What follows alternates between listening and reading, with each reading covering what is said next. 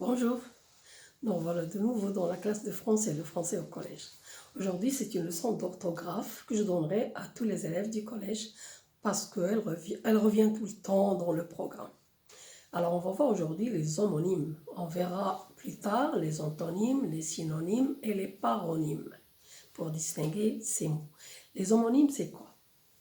Alors, les homonymes, ce sont des mots qui ont le même son, j'entends la même chose, mais le sens différent. Ce qu'ils veulent dire est différent. Alors, on distingue les homonymes lexicaux, vocabulaire, avec deux sortes.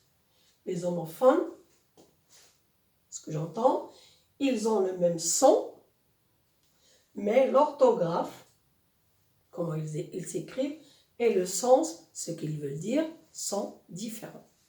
On a ici un exemple, mère, mère, mère. Alors, le premier mot, mer sans E, c'est l'eau, c'est la mer, l'océan. Deuxième, mère avec E, c'est la maman, oui, bien sûr. Et mère avec A-I-R-E, c'est une personne responsable d'une ville. On dit par exemple le pacha de la ville, le représentant de la ville. Bien. Il y a aussi les mots court, court et court. Court avec T, avec deux significations. Oui, le verbe courir à la troisième personne, il court. Et l'adjectif court, oui. Une jupe courte, un pantalon court. Oui. Court avec R, oui, c'est un espace. La cour de l'école, la cour de la ferme, oui. Court avec S, c'est une leçon, la leçon de français. Bien. Les homographes, et là c'est l'écriture. Graphe. Ils ont le même son, j'entends la même chose, la même orthographe, ils s'écrivent de la même façon, mais le sens est différent. Et là, on a le mot avocat. Alors, vous connaissez l'avocat, le fruit. Fruit ou légume, ça dépend comment on l'utilise. Et l'avocat, personne qui défend un accusé en justice. Oui, il le défend pour qu'il ne soit pas condamné. Bien. Il y a aussi le mot poste. C'est un lieu, la poste. La poste, un lieu qui rend service, donc un service public ou un service social. Il y a les lettres, les colis et tout.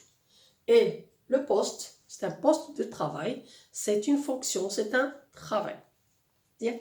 Alors, deuxièmement, les homonymes grammaticaux.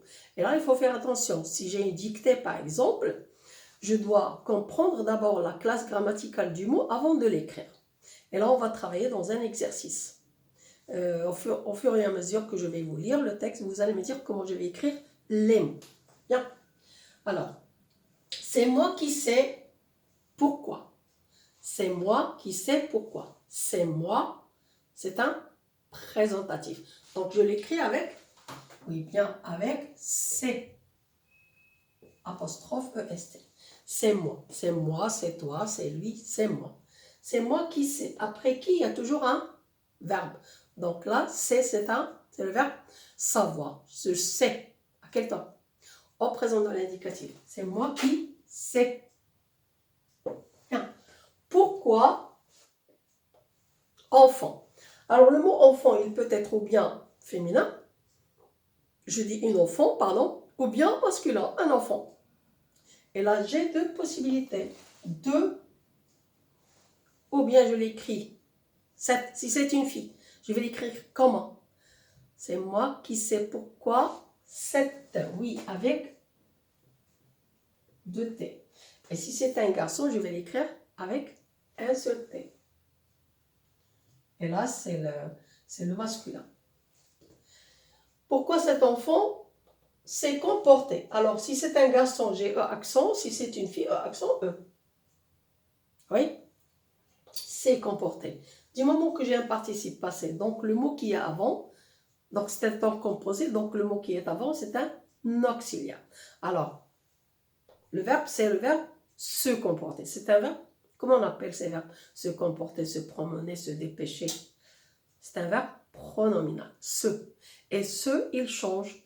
Je me comporte, tu te comportes. Si je mets le verbe au passé composé, je me suis comporté, tu t'es comporté, il s'est comporté. Donc, s'est comporté, comment je vais l'écrire?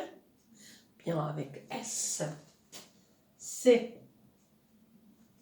comporté ainsi, c'est-à-dire de cette façon, avec, et là, j'ai camarade.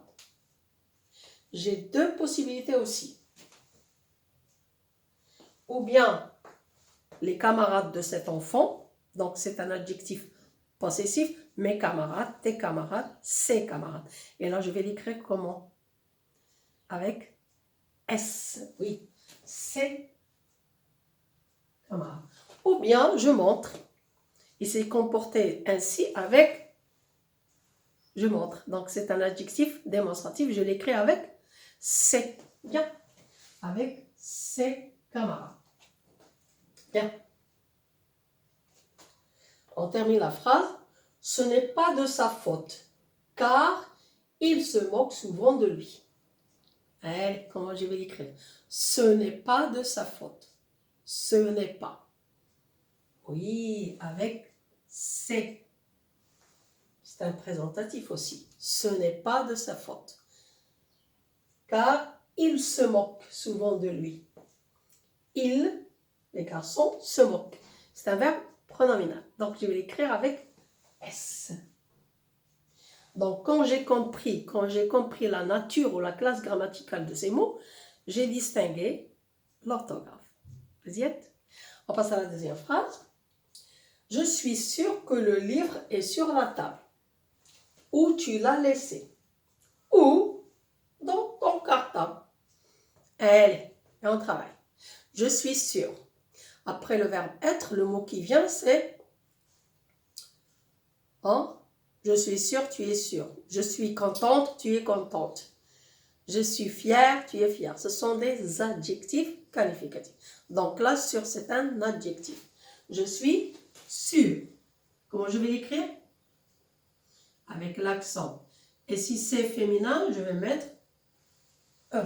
Je suis sûre que le livre est là. C'est une préposition. On a déjà vu sur, sous, dans, pour localiser dans l'espace. C'est une préposition. Donc, je vais l'écrire sans accent. Donc, la première possibilité, je suis sûre que le livre est sur la table où tu l'as laissé.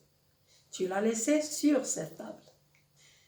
Donc là, c'est un pronom relatif. Oui. Où tu l'as laissé. Deuxième possibilité, tu l'as laissé où dans ton cartable. Et là, la signification du mot où, c'est ou bien.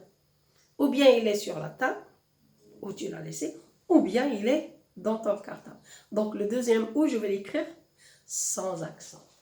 Bien. Où tu l'as laissé, ou dans ton cartable. Vous y êtes? Alors, j'espère qu'on a distingué les homonymes. Vous pouvez les utiliser dans un exercice, dans une activité ludique dans laquelle vous allez jouer avec vos camarades, avec vos frères, sœurs. C'est-à-dire, vous trouvez un mot et vous cherchez les homonymes. C'est très amusant. À la prochaine fois.